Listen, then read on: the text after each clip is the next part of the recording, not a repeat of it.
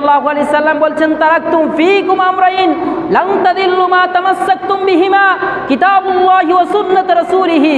রাসূল কারীম সাল্লাল্লাহু আলাইহি সাল্লাম বলছেন, আমি তোমাদের মাঝে দুটি জিনিস রেখে যাচ্ছি, যতক্ষণ পর্যন্ত তোমরা এই দুটি জিনিসকে আঁকড়ে ধরবে ততক্ষণ পর্যন্ত তোমরা পথভ্রষ্ট হবে না। তোমরা কখনো নির্যাতিত হবে না, নিপীড়িত হবে না, লাঞ্ছিত হবে না, অবহেলিত হবে না, বরং তোমরা হবে সর্বোচ্চ সর্বশ্রেষ্ঠ উম্মত হিসাবে তোমরা পরিগণিত হবে। তোমাদের পৃথিবীতে মান মর্যাদা সম্মান সকল কিছু বজায় থাকবে যখন তোমরা আল্লাহ তাআলার কিতাব কুরআনুল কারীম এবং রাসূল কারীম সাল্লাল্লাহু আলাইহি সাল্লামের সুন্নাহকে তোমরা আঁকড়ে ধরবে।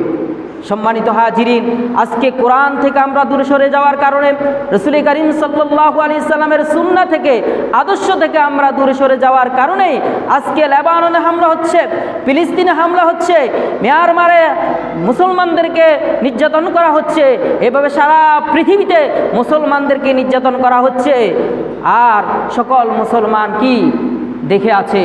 সকল ইহুদি নাসারা খ্রিস্টানরা চক্রান্ত করে মুসলমানদেরকে নির্যাতিত করার জন্য, মুসলমানদেরকে পৃথিবী থেকে তাদেরকে বিতাড়িত করার জন্য, মুসলমানদেরকে পৃথিবী থেকে নিপাত করার জন্য, ধ্বংস করার জন্য তারা সর্ব অবস্থায় কী করেছে? প্রচেষ্টা চালিয়ে যাচ্ছে।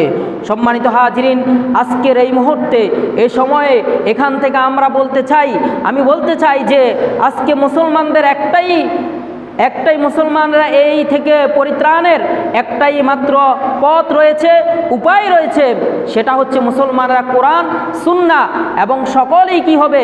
ঐক্য থাকতে হবে। মুসলমানরা যখন বিভক্ত হয়ে গেছে তখন ইহুদি নাসারা খ্রিস্টানরা তারা কি করতেছে? মুসলমানদের উপর নির্যাতন নিপীড়ন করতেছে। আজকে ফিলিস্তিনদের মুসলমানদের উপর কেমন নির্যাতন করতেছে আপনারা দেখতেছেন। আজকে লেবাননে হামলা হচ্ছে, এভাবে করে এক একটা রাষ্ট্র করে তারা কি করবে? ধরবে। আপনি মনে করি যে আমি তো সুখে আছি, না ভাই, আপনারাও ধরতে পারে, আমাকেও ধরতে পারে, আমাকেও হামলা করতে পারে, আমার উপরে এভাবে তারা বোমা ফেলতে পারে, আমাদেরকেও ধ্বংস করে দিতে পারে। এজন্য আজকে মুসলমানদেরা এক হতে হবে, মুসলমানের ঐক্য হতে হবে। কি আলিয়া, কি কওমি, কি কিয়ামি, কি লা কিয়ামি, এটা ভেদাভেদ ভুলে গিয়ে, সকল মাসলাক ভেদাভেদ ভুলে গিয়ে, সকল ছোটোখাটো বিষয় মতনৈক্য ভুলে গিয়ে সকল মুসলমানদেরকে আজকে ঐক্য হতে হবে।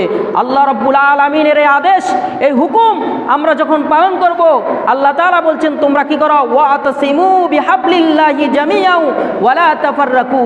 তোমরা কি করো? আল্লাহর রুজ্জুকে, কুরআন কারীমকে এবং রাসূল কারীম সাল্লাল্লাহু আলাইহি সাল্লামের সুন্নাহকে তোমরা যখন আঁকড়ে ধরবে তখন তোমরা কি হবে না? পথভ্রষ্ট হবে না। এজন্য সম্মানিত হাজিরিন, আমরা যারা এখানে আছি এবং আমার আলোচনা যারা আপনারা শুনতেছেন, সকলকে আমার অনুরোধ হচ্ছে আজকে মুসলমানরা এক হতে হবে। মুসলমানদের মধ্যে কোনো বিবাদ থাকবে না, আলেমের মাঝে কোনো বিবাদ থাকবে না। কি জন্য আপনার কাছে বিবাদ থাকবে? আপনি যে কোরআন পড়েন, আমিও সেই কোরআন পড়ি। আপনি যে রাসূল কারীম সাল্লাল্লাহু আলাইহি সাল্লামের হাদিস পড়েন, আমিও সেই রাসূল কারীম সাল্লাল্লাহু আলাইহি সাল্লামের হাদিস পড়ি। তাহলে আপনার যে ইসলাম, আমারও সেই ইসলাম, আমরা সকলেই মুসলমান, সকলে ভাই ভাই। আমাদের উপর কেন বিবাদ থাকবে, ঝগড়া থাকবে, ফাসাদ থাকবে? আমরা মুসলমান সকলেই এক থাকবো। তখনই আমাদের উপরে ইহুদি নাসারা খ্রিস্টানরা হামলা করবে না, তখনই তারা আর সাহস পাবে না। দেখেন, সোনালী যুগ সাহাবাই কেরামেরা 30 বছর শাসন করেছে, রাসূল কারীম সাল্লাল্লাহু আলাইহি সাল্লাম শাসন করেছে, মুসলমানরা শাসন করেছে।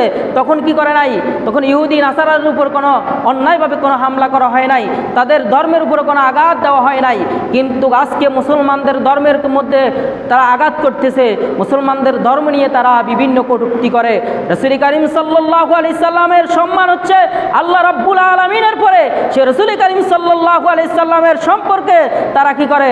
তারা কুটচাট রচনা করে। তারা রাসূল সাল্লাল্লাহু আলাইহি সাল্লামের আদর্শ সম্পর্কে, রাসূল সাল্লাল্লাহু আলাইহি সাল্লামের চরিত্র নিয়ে তারা কথা বলে। তারা কিভাবে কথা বলে? তারা কথা বলে এই কারণে যে আজকে মুসলমানেরা এক নাই, মুসলমানরা বিভক্ত, দলবদ্ধ নাই। এই জন্য তারা কি করে? ইহুদি নাসারা সুযোগ পেয়েছে, তারা কি করে? তারা মুসলমানদের কলিজার মধ্যে আঘাত দেয়। রাসূল কারীম সাল্লাল্লাহু আলাইহি সাল্লামের যদি চরিত্রের মধ্যে আঘাত দেয়, মানে কি? একজন মুসলমানের কলিজার মধ্যে আঘাত দেওয়া হয়। এই জন্য সম্মানিত হাজিরিন, যারা আমার আলোচনা এখানে শুনতেছেন এবং যারা শুনবেন, সকলের উপর আমার আকুল অনুরোধ হচ্ছে আপনারা সকলেই মুসলমান এক হয়ে যান। আল্লাহ তাআলা বলছেন, হে মুসলমান, তোমরা সকলেই কি ভাই ভাই, তোমরা ভাই ভাই হয়ে যাও, তোমাদের মাঝে কোনো মতনৈক্য যাতে না থাকে। আল্লাহ তাআলা বলছেন আল্লাহর রজ্জুকে আমরা আঁকড়ে ধরার জন্য।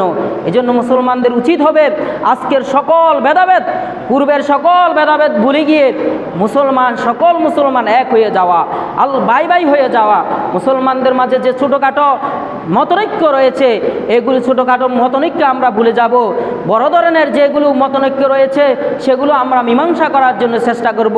যে আকীদা সম্পর্কে যে বিষয়গুলো মতনৈক্য আছে সেগুলো আমরা পরামর্শের মাধ্যমে আমরা কি করব, সমাধান করব।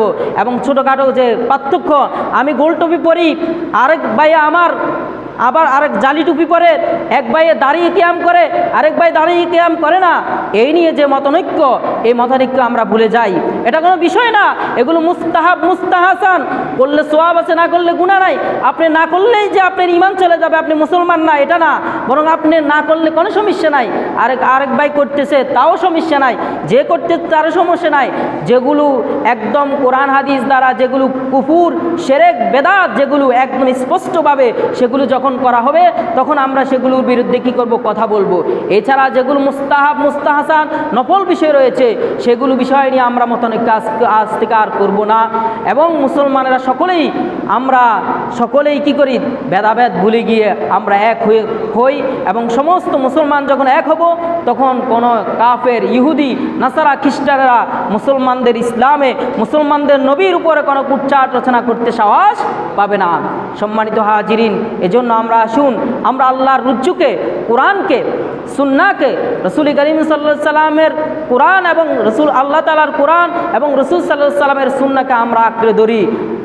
যেমন ওয়াতাসিমু বিহাবলিল্লাহি জামিআন, এই আয়াতের তাফসীর হচ্ছে যে কোরআন সুন্নাহকে আঁকড়ে ধরা, কোরআন সুন্নাহ মতে তার জীবন পরিচালনা করা। যে ব্যক্তিটা তার জীবনকে পরিচালিত করবে কোরআন এবং সুন্নাহ দ্বারা, সেই ব্যক্তিটা দুনিয়ার মধ্যে শান্তি পাবে এবং আখিরাতে সেই মুক্তি পেয়ে যাবে। আল্লাহ রাব্বুল আলামিন আমাদেরকে সকলকে এই আলোচনা শুনে আমল করার তৌফিক দান করে। সকলে বলি আমিন। ওয়া আখিরি দাওয়ানা আলহামদুলিল্লাহি রাব্বিল আলামিন। আসসালামু আলাইকুম ওয়া রাহমাতুল্লাহি ওয়া বারাকাতুহু। যারা কাবলা জুমা সেরাকত করেন, কাবলা সেরাকত করেন।